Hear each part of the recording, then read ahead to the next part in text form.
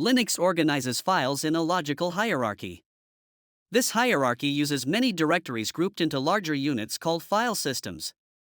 A file system hierarchy standard describes how files and directories are named, where they are placed, and what permissions they have.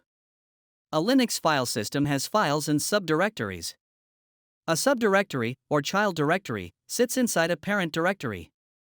Each parent directory is itself inside another directory higher up.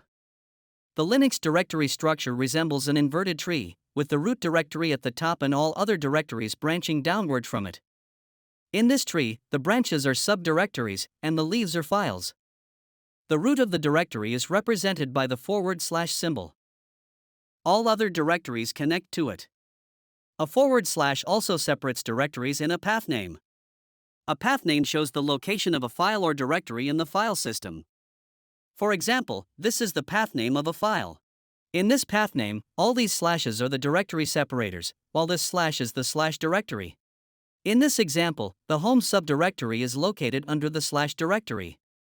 The / directory is the parent of the home subdirectory. The home subdirectory has many subdirectories. This subdirectory is one of them. It also has child subdirectories. This subdirectory contains the file whose path name is listed here. Most directories have both a parent and a child directory, except for the / and the lowest level subdirectories. The / directory is also called the root directory. It is different from the /root directory. The /root directory is the default home directory for the root user.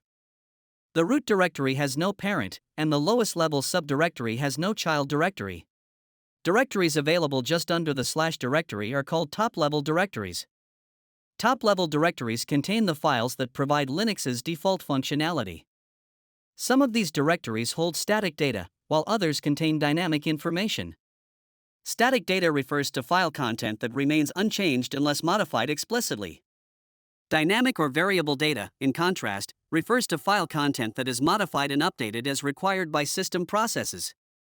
Static directories normally contain commands, configuration files, library routines, kernel files, and device files. Dynamic directories contain log files, status files, and temporary files. Let us discuss important top-level directories. The extended text configuration directory holds system configuration files. It contains the settings that determine how the operating system and various applications behave. It stores centralized system configuration, control, boot, and service files. Since this directory contains files that control the entire system, you need root privileges to create, edit, or update files in this directory. Most files in this directory are standard text files. You can edit them using any standard text editor tools with root privileges. The /root directory is the default home directory for the root user. The root user is the highest privileged user account. Linux automatically creates this account during the installation. To enhance system security, most distributions disable this account by default. If required, you can enable it. The /home directory provides a default directory for every user account.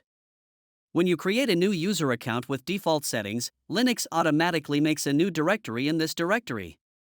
This directory has the same name as the username. For example, if the username is Rick, the name of this directory will also be Rick unless you manually specify a custom name. Most Linux distributions automatically create a few standard directories inside a user's home directory to organize their files. The user gets full permission in this directory. He can save his personal files, configuration files, scripts, and any other data. He can also allow or restrict other users from accessing his files. A user has full permission only for their home directory. He cannot access data saved in another user's home directory unless the other user or the root user allows him to do so. The /bin directory stores essential executable commands and programs. These tools are available to all users in all modes.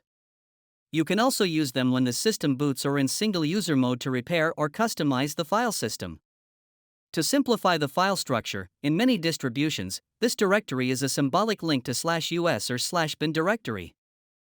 The /sbin directory contains essential executable programs primarily used for system administration, maintenance, and boot-up tasks. Unlike /bin, which holds general-purpose commands for all users, this directory contains tools intended for the root user or super users. It includes binaries needed to boot, restore, and repair the system. The /op directory serves as a default location for custom software. Unless you manually change the default location during package installation, the package is installed in this directory. It is the standard location for installing add-on application software packages that are not part of the core operating system or provided by your Linux distribution's official repositories, but are available from independent vendors. This directory contains and provides resource files that the system needs for various functions. It organizes files into subdirectories for specific functions. Let us have a look at the important subdirectories available in this directory. The bin and sbin subdirectories in this directory store the binary files for the default commands you execute.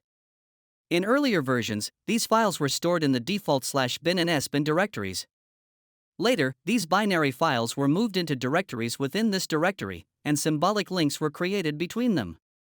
Now, when you execute a command, it runs from the subdirectory within this directory instead of its default directory. The lib and lib64 directories contain shared library routines required by many commands and programs located in the /us or /bin and sbin directories, as well as by the kernel and other applications and programs for their specific functions. The include directory contains header files for the C language. The local directory saves commands and tools downloaded from the web, developed in-house, or obtained elsewhere. The share directory provides the default location for manual pages, documentation, sample templates, and configuration files. The source directory saves source code for programs. The variable directory stores data that changes frequently during normal system operation. It stores log files, status information, spool files, lock files, and other dynamic data essential to system processes. Let us discuss important subdirectories of this directory. The log subdirectory stores log files. It saves system logs, boot logs, user logs, failed user logs, installation logs, cron logs, mail logs, and logs for common services running on the system. The opt directory saves logs for third-party software installed in the /opt directory. The spool directory stores print jobs, cron jobs, mail messages, and other queued items before they are processed by their respective applications. The temporary directory stores temporary data.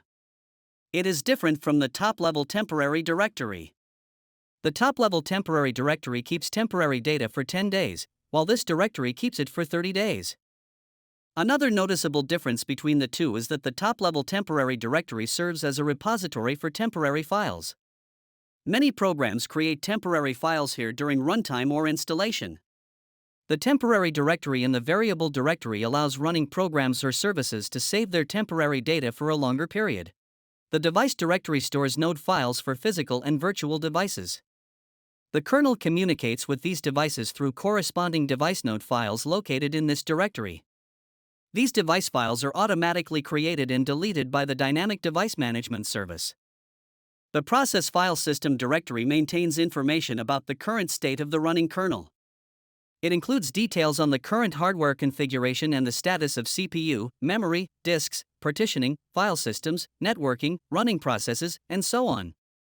The contents of this directory are dynamically managed by the system. They are created in memory at system boot time, updated during runtime, and destroyed at system shutdown. The run directory stores data for processes running on the system. For example, the media subdirectory under this directory is used to automatically mount external file systems, such as CDs, DVDs, or USB drives. The system file directory saves virtual information about hardware devices and drivers. This information is used by the kernel to load the necessary device drivers. The lib and lib64 directories were used to store library files. In recent versions of Linux, library files are moved to the USR directory. These directories have symbolic links to them.